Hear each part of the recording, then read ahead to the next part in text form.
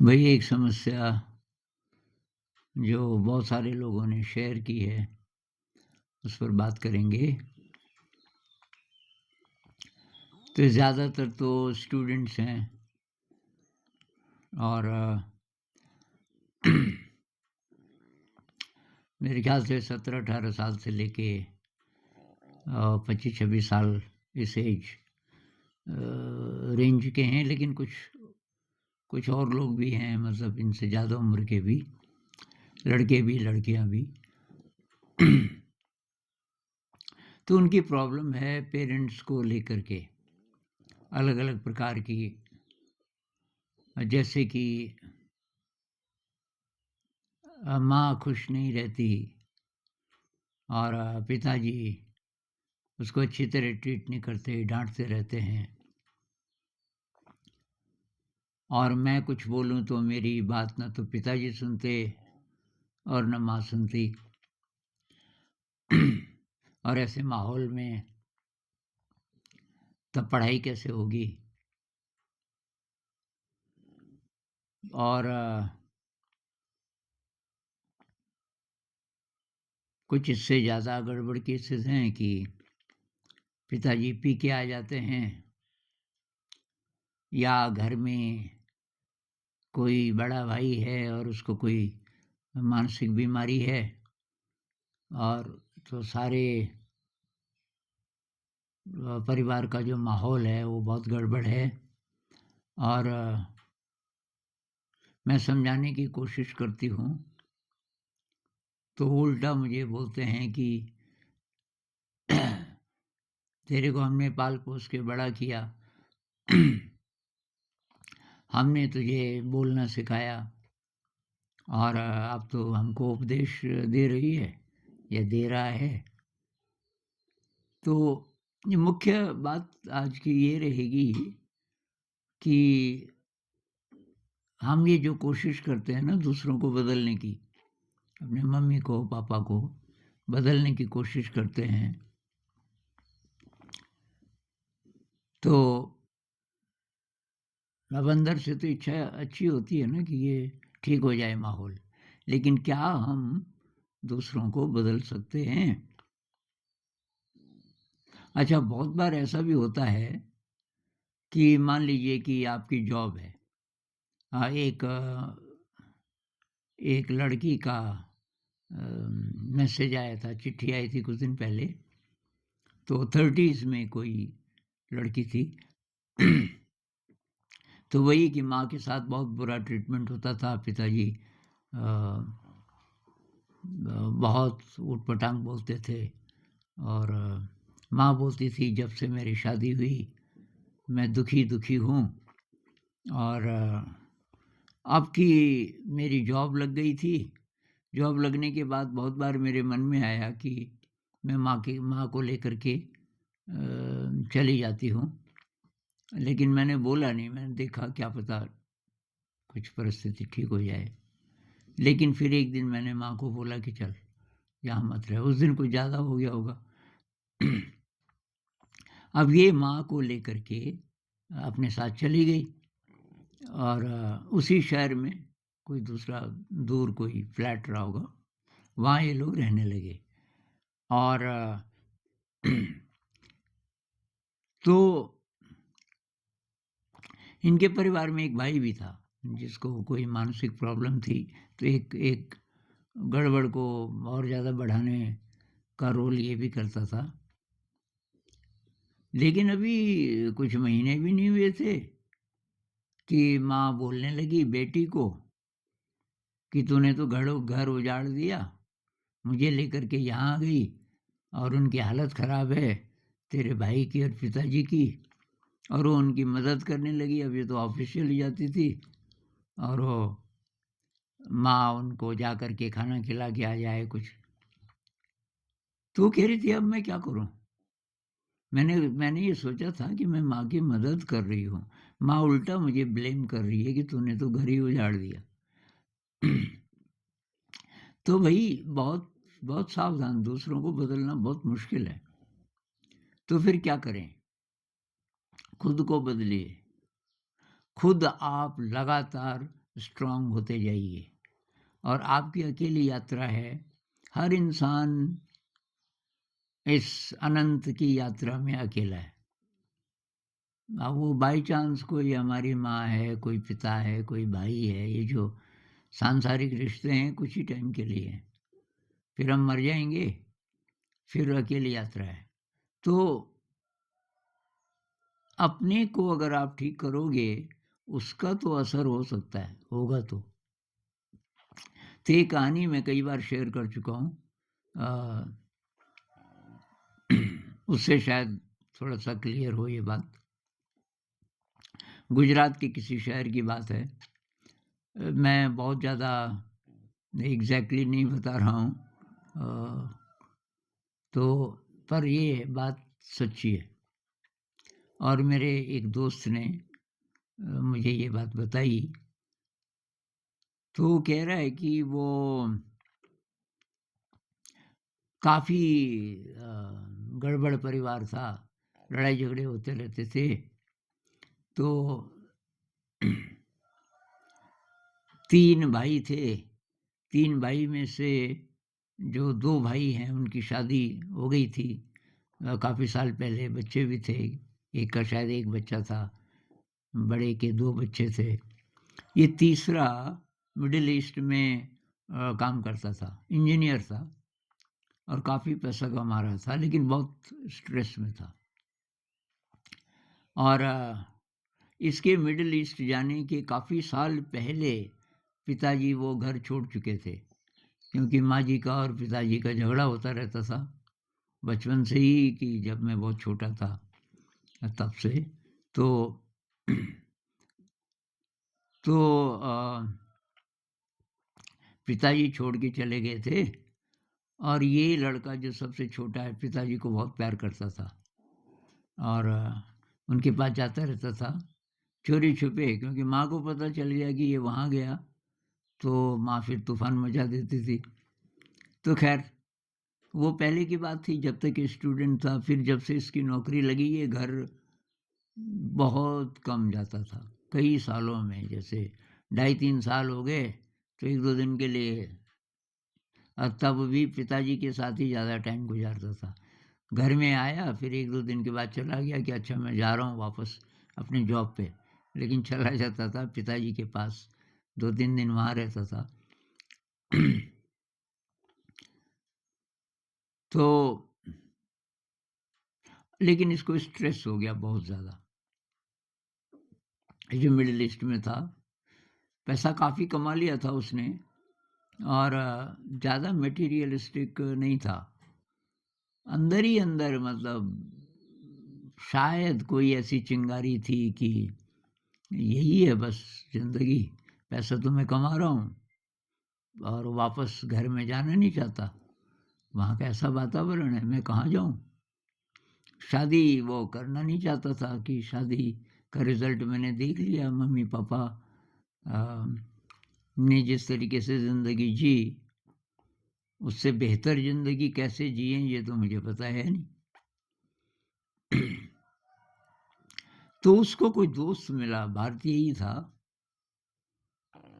वहीं middle east में, ये लोग आस-पास होंगे। उसने बोला यार तू तो बहुत स्ट्रेस में है, तो ये विपस्सना कर ले, 10 दिन का ध्यान होता है। और उसने कहा कि ध्यान का मतलब? अरे कि ये तो वहीं जाके पता चलेगा ना, तो ये सोच कि ये स्ट्रेस की दवाई है, तेरा स्ट्रेस कम हो जाएगा। उसने कहा अच्छा फिर तो ठीक है। तो खैर उसने बताया, बुकिंग वगैरह कर दी उसकी, गुजरात में ही शायद किसी सेंटर में। अब इसने वो 10 दिन का ध्यान किया, विपस्सना मेडिटेशन, और ये एकदम बदल गया। अब उसने कहा यार मुझे तो ध्यान ही करना है, अब पैसा नहीं कमाना, पैसे हैं मेरे पास अभी काफ़ी। तो उसने कहा कि अब मुझे एकांत जगह चाहिए, मैं तो ध्यान ही करना चाहता हूँ। तो उसको ख्याल आया कि उनके मकान में एक कमरा था बहुत ऊपर और उसमें कोई नहीं रहता था। तो उसने कहा उस कमरे को साफ़ किया जाए और ये जाता था, इसका तो काफ़ी स्वागत होता था ना, माँ भी बहुत इसको माँ, भाभियाँ सब बहुत अच्छा मानते थे, यही नहीं जाता था घर। तो उसने कहा मुझे शायद डिस्टर्ब तो वहाँ कोई नहीं करेगा, तो चला गया। घर गया तो मम्मी बहुत खुश और भाभियाँ भी बहुत खुश कि तू कितने टाइम बाद आया और ये अब उसने भाभियों को बोला एक रिक्वेस्ट है, जो बहुत ये सबसे ऊपर का जो कमरा है ना, मतलब 2 मंजिल का शायद मकान था और दूसरी मंजिल की दूसरी मंजिल में या उसके भी ऊपर ये मकान कोई था कि ये कमरा कि इसको साफ कर दो। मैं भी करूँगा पर आप मेरी मदद करो। कि क्यों? कि मैं वहाँ रहूँगा। अरे देवर जी कि ये वहाँ क्यों रहोगे आप? छोटा-सा कमरा कि नहीं प्लीज़। तो ख़ैर अब ये कमरा साफ किया गया, उसमें ये रहने लगा। तो वहाँ नीचे की आवाज़ें भी बहुत कम पहुँचती थी। किसी ने टीवी लगाया तो अ, ये 70s की बात है शायद, 70s या 80s। तो अब ये हर समय ध्यान ही करता रहे। तो जो इसकी बड़ी भाभी थी, वो बीच-बीच में चाय-वाय लेके आती थी। जब देखो ये ध्यान कर रहा है। अब बड़ी भाभी भी पूजा वगैरह करती थी। अ, तो उसने कहा देवर जी, एक दिन वो ऐसे आँखें खोल के बैठा था कि देवर जी ये आप क्या करते हो? ये तो पूजा तो नहीं करते आप। कि पूजा नहीं, ये ध्यान है। कि क्या होता है? इसका फ़ायदा क्या है?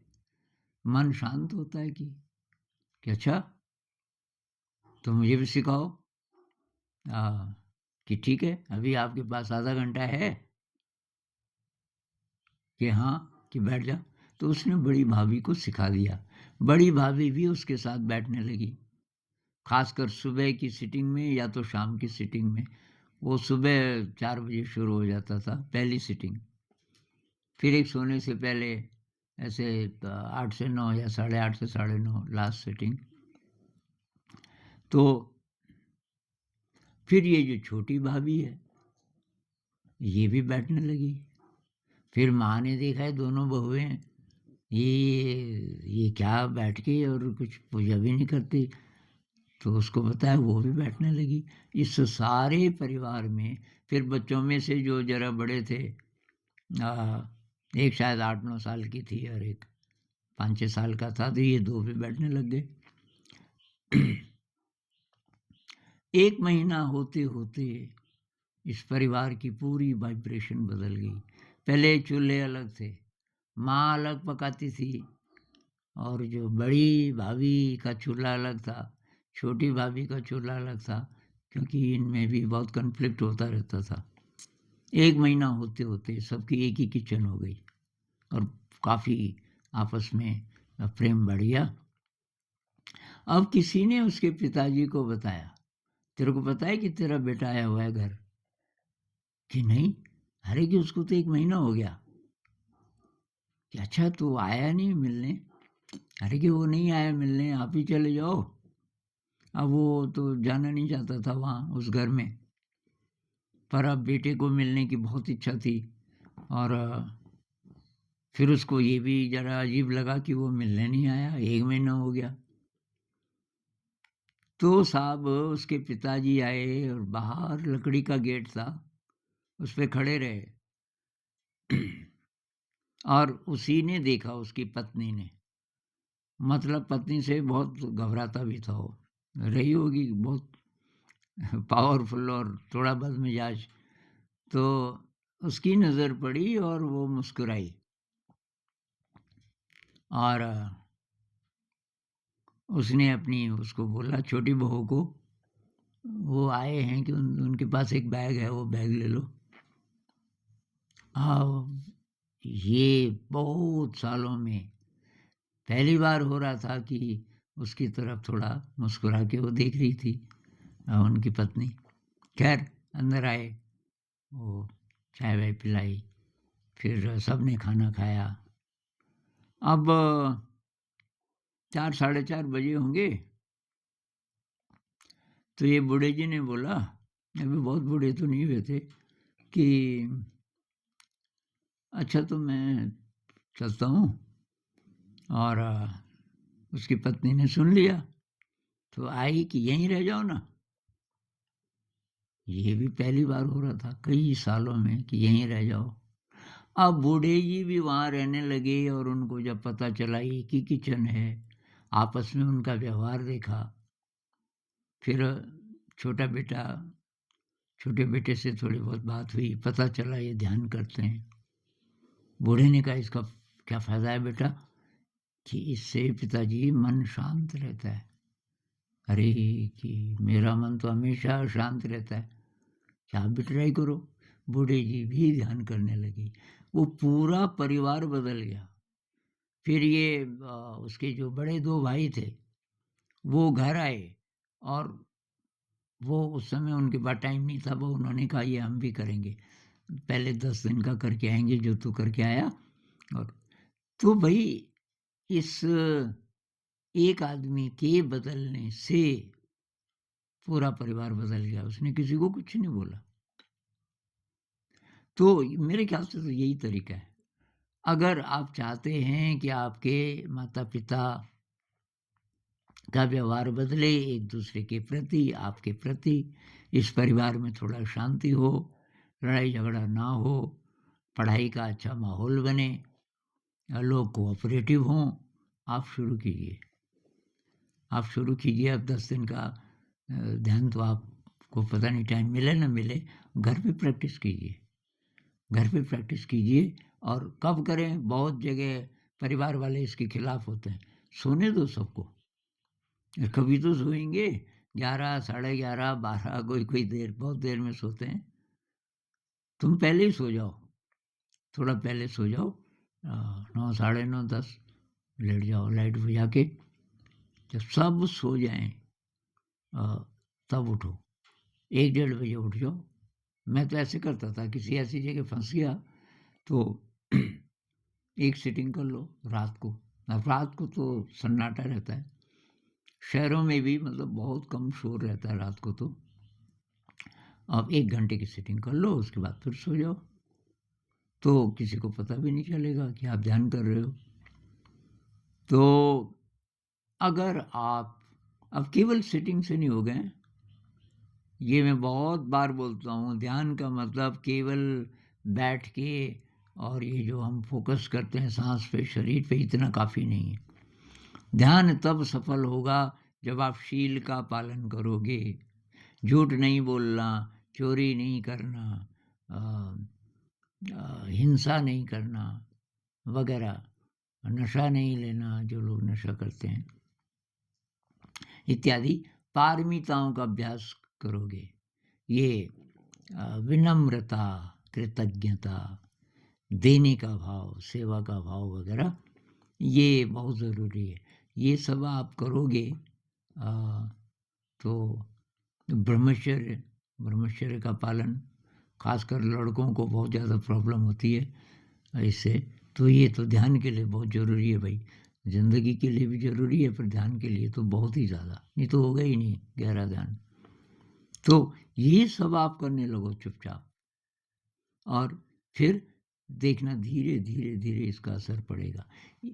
इसलिए मत करो कि तुम परिवार को बदल दोगे, कि माता पिता की तब थोड़ा सा दोस्ती होनी शुरू होगी। ये नहीं, मुझे खुद को बदलना है, मुझे अपनी ज़िंदगी को सफल बनाना है। इसलिए भी नहीं कि तब पढ़ाई का माहौल, पढ़ाई बहुत महत्वपूर्ण नहीं है। आपकी ज़िंदगी से, आपकी आध्यात्म की यात्रा से ज़्यादा महत्वपूर्ण कुछ नहीं है। तो पहले वो होगा तो और चीज़ें भी होनी शुरू होंगी। तो थोड़ा सा ट्राई कीजिए, देखिए क्या होता है। नमस्कार।